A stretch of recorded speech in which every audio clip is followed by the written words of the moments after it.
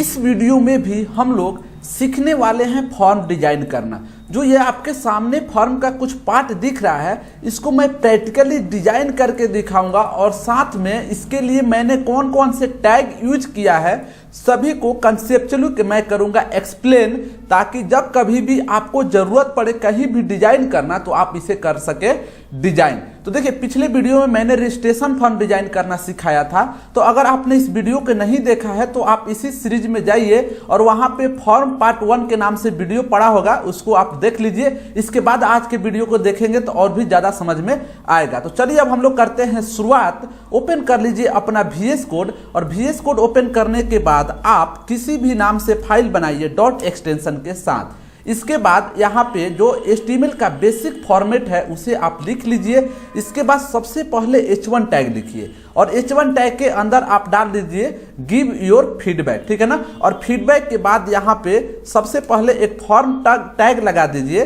और form tag लगाने के बाद अब जो काम करना है, हमारा फॉर्म बनाना है, इसके लिए चलते हैं, ठीक है ना। तो चलिए हम लोग पहले टास्क को समझते हैं। देखिए यहाँ पे जो है ये तो हम लोग H1 टैग में लाएंगे। बाकी जब कभी भी फॉर्म बनाना हो तो उसके लिए हम लोग फॉर्म टैग के अंदर ही लिखते हैं। इसके बाद ये बॉक्स कैसे बनाते हैं उसको मैं समझाता हूं। देखिए यहाँ पे जब कभी भी आपको अपने वेबसाइट में कभी भी आपको किसी से फीडबैक लेना है, एक टेक्स्ट एरिया बनाना है, तो इसके लिए हम लोग जो यूज करते हैं उस टैग का नाम है टेक्स्ट एरिया, ठीक है ना। यहाँ पे लिखेंगे टेक्स्ट एरिया। जैसे ही हम लोग टेक्स्ट एरिया लेते हैं, ये क्या करता है, तो ये एक बॉक्स बनाकर देता है। बनाया है कि नहीं बनाया है इसे हम लोग रन करके देख लेते हैं, ठीक है ना। तो देखते हैं यहाँ पे भी, देखिए यहाँ पे एक बॉक्स बन के आ चुका है। अब बात आती है कि सर हम चाहते हैं कि ये छोटा बड़ा बॉक्स कैसे करेंगे। तो इसके लिए आपको टेक्स्ट एरिया के अंदर जाना है और यहाँ पे सबसे पहले लिखना है रो, और रो में कुछ भी डेटा डालिए आप अपने जो है ना प्रोजेक्ट के अनुसार जितना भी साइज देना चाहते हैं। इसके बाद आपको डालना है कॉलम्स, और यहाँ पे जैसे कि मैं अपने केस में 30 डाल दे रहा हूँ। तो अब आप देखेंगे तो इसका जो है ना कि साइज बड़ा हो चुका है। अब दूसरी बात आता है कि सर उसके अंदर हम लोग लिखते कैसे हैं कि राइट हियर, जो कि यहाँ पे हमारा लिखा हुआ था, ठीक है ना, यहाँ पे लिखा हुआ था, तो इसको कैसे हम लोग लिखते हैं। तो इसके लिए यहाँ पे हम लोग यूज करते हैं प्लेस होल्डर, जो कि पिछले वीडियो में मैंने हर एक चीज डिटेल में एक्सप्लेन किया हूं, तो आप वहां पे देख लीजिए जाकर। इसके बाद ये देखेंगे तो और भी ज्यादा समझ में आएगा। देखिए तो प्लेस होल्डर के अंदर हम यहाँ पे लिखेंगे राइट हियर। अब देखते हैं अपने आउटपुट में, तो देखिए यहाँ पे ये चीजें बन के आ चुका है। अब अगला काम है हमारा क्या, तो अगला काम है हमारा बटन बनाना। यहाँ पे एक मैं BR टैग लेता हूं और BR टैग के बाद इनपुट लेता हूं। मैं इनपुट के बारे में भी डिटेल से मैंने लास्ट वीडियो में बताया है। यहाँ पे जाना है और यहाँ पे लिखना है आपको टाइप। बटन बनाने के लिए मैं 2 तरीका बताऊंगा और यहाँ पे आपको लिखना है सबमिट, ठीक है ना। तो जैसे ही सबमिट लिखेंगे तो एक बॉक्स बन जाएगा, लेकिन उसके अंदर हम लोग को वैल्यू डाल देते हैं, इसके अंदर भी डाल देते हैं सबमिट, ताकि उस बॉक्स के अंदर लिखा हुआ है सबमिट। तो देखिए यहाँ पे जो है ना सबमिट नाम के बटन बन चुका है। अब जो है कि 2 और बटन बनाना था, डिलीट, और एक बनाना था अपडेट। तो इस तरह से इस बार मैं बटन टैग को भी यहाँ पे ले रहा हूं। तो 2 बटन बनाना था, तो हम लोग इसको कॉपी पेस्ट कर देते हैं 2 बार, और इसमें लिखना था डिलीट और दूसरे में लिखना था क्या, अपडेट।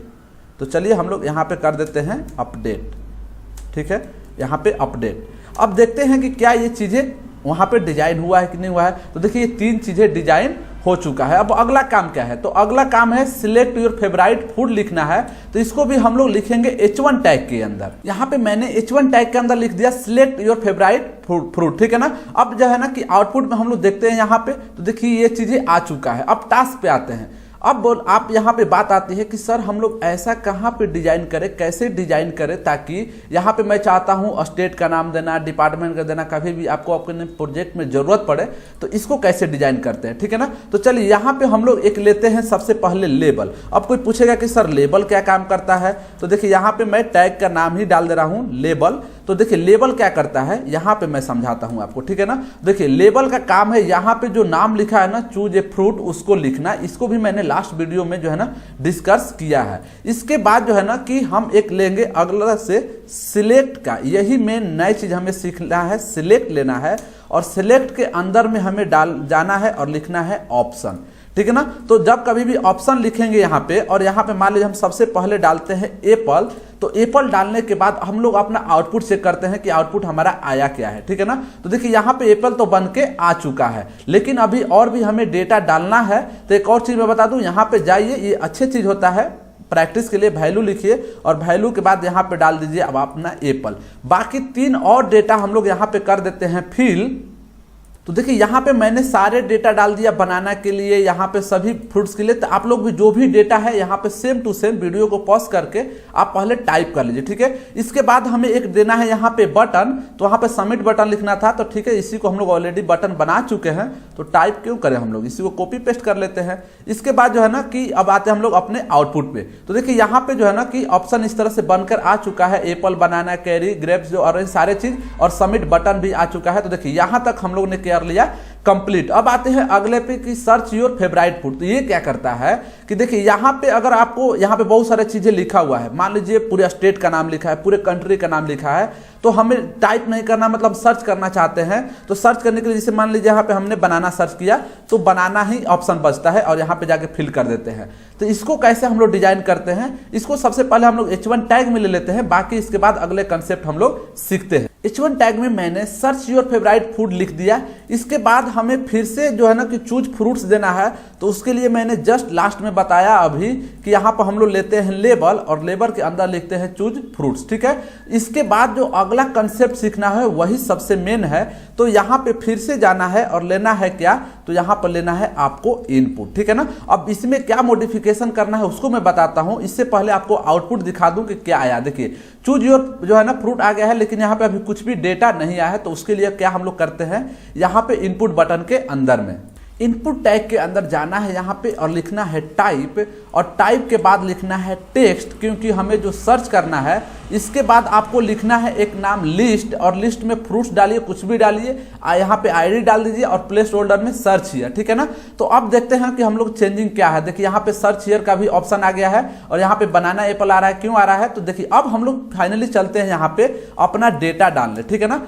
तो डेटा डालने के लिए यहाँ पे जो चीजें लिखना है, यहाँ पर लिखना है डेटा लिस्ट, और डेटा लिस्ट के अंदर हम लोग फिर से जो ये ऑप्शन था, इन सभी ऑप्शन को डाल देंगे यहाँ पे, ठीक है ना। अब देखिए मैंने किसके अंदर डाला, तो डेटा लिस्ट के अंदर डाला, और यहाँ पे जाना है और लिखना है आईडी, और आईडी में जो आपने ये लिस्ट डाला था उसी चीज को यहाँ पे डालना है, ठीक है ना। तो चलिए अब जो है ना कि मैं इसको फिर से कंट्रोल एस करता हूँ, इसके बाद देखता हूँ। देखिए यहाँ पे सर्च का ऑप्शन करके बहुत सारा चीजें, जितने भी सभी चीजें यहाँ पे आना हो गया स्टार्ट। लेकिन अब दोनों के बीच में स्पेस नहीं है, तो कोई चाहता है कि सर स्पेस कैसे दे।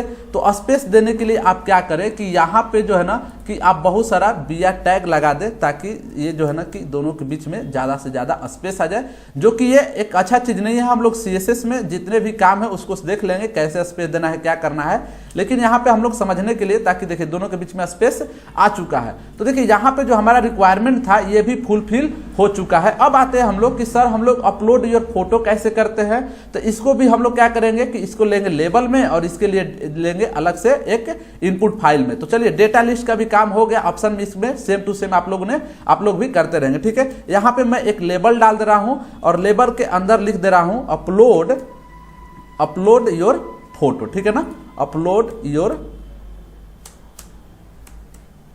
फोटो, ठीक है। इसके बाद यहाँ पे मैं एक लगा देता हूं BR टैग, और BR टैग के बाद यहाँ पे हम लोग लिखते हैं इनपुट, ठीक है। इनपुट के बाद यहाँ पे जाना है और लिखना है टाइप, और टाइप के अंदर डाल देना है फाइल, ठीक है। फाइल डालने के बाद यहाँ भी हम लोग लेते हैं एक BR टैग, और BR टैग के बाद एक लेते हैं हम लोग इनपुट, और यहाँ पे कर देते हैं सबमिट बटन, ठीक है ना। यहाँ पे टाइप में डाल देते हैं हम लोग, टाइप में सबमिट, और यहाँ पे फिर से ले लेते हैं एक वैल्यू में भी डाल देते हैं हम लोग सबमिट। तो चलिए अब हम लोग देखते हैं कि हमारा आउटपुट क्या आया है। तो देखिए यहाँ पे भी हमारा अपलोड योर फोटो सबमिट आ चुका है। जो रिक्वायरमेंट था कंप्लीट हम लोग क्या कर लिए हैं, यहाँ पे हम लोग था फुलफिल हो चुका है। अब दोनों के बीच में स्पेस देना है, तो आप आसानी से स्पेस दे सकते हैं। कैसे, तो ऑलरेडी आप लोग BR टैग देखे हुए हैं, तो बहुत सारा BR टैग अगर दोनों के बीच में लगा देंगे तो इन सभी में क्या आ जाएगा, ज्यादा से ज्यादा स्पेस आ जाएगा। तो देखिए यहाँ पे जो हमारा ये था टास्क, और ये हमारा फाइनल आउटपुट। तो आई होप कि वीडियो आप लोग समझ में आया होगा, और आप लोगों ने क्या क्या देखा इसको यहाँ पे लास्ट में बता दूं। देखिए मैंने फॉर्म टैग बता दिया, दोनों वीडियो को मिला के बता रहा हूँ। Input, text area, select, label और इसके बाद जो है ना बटन, डेटा लिस्ट, इतना तक मैंने एक्सप्लेन कर दिया। अगले पार्ट से हम लोग रिमेनिंग देखेंगे। तब तक के लिए धन्यवाद।